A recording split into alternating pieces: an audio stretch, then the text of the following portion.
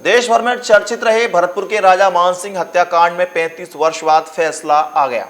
अदालत ने 18 में से 11 आरोपियों को दोषी करार दिया है, वहीं 3 आरोपियों को बरी कर दिया है और इस मामले में 3 आरोपियों की पहले ही मौत हो चुकी है।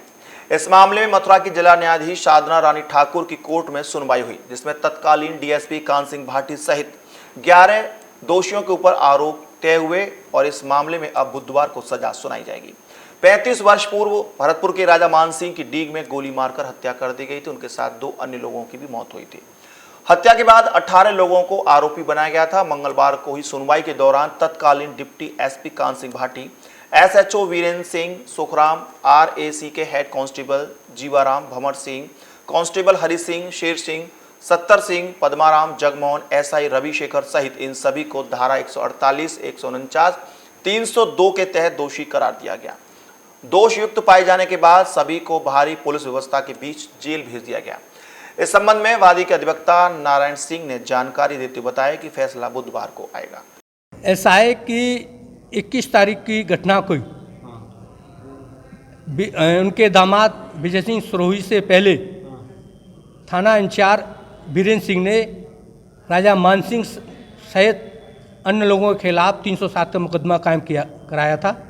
उसमें विजय सिंह सिरोही, बाबूलाल और चंदन सिंह और नवाब सिंह 4 लोगों को गिरफ्तार किया गया था।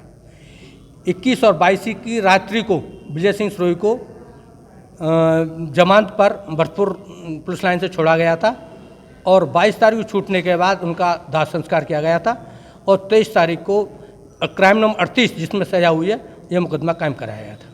क्या इनकी तरफ से अब भी कोई गिरफ्तार है? सब बरी हो गए जो लोग गिरफ्तार किए गए थे इनके परिवार में?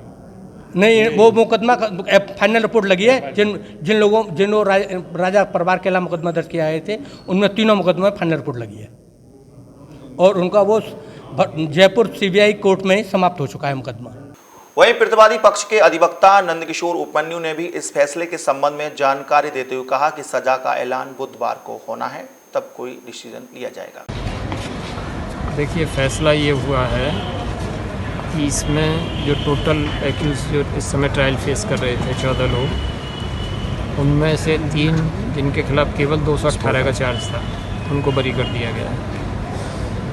इसके अलावा 2 और लोग जो थे इसी जजमेंट में जिनके खिलाफ 218 का और चार्ज था उनको 218 में बरी कर दिया है। 302, 148 और 149 में सबको गिल्टी हुड किया है और क्वांटम ऑफ सेंटेंस पर कल सुना जाएगा। तो आज कितने लोगों को जजमेंट दिया गया? 14 लोगों को जो ट्रायल फेस कर रहे थे 14 के लिए जजमेंट, जिसमें से सजा कितने लोग? 11 लोगों को। भरतपुर के राजा मानसिंह हत्याकांड में 35 साल बाद फैसला लगभग आ गया है।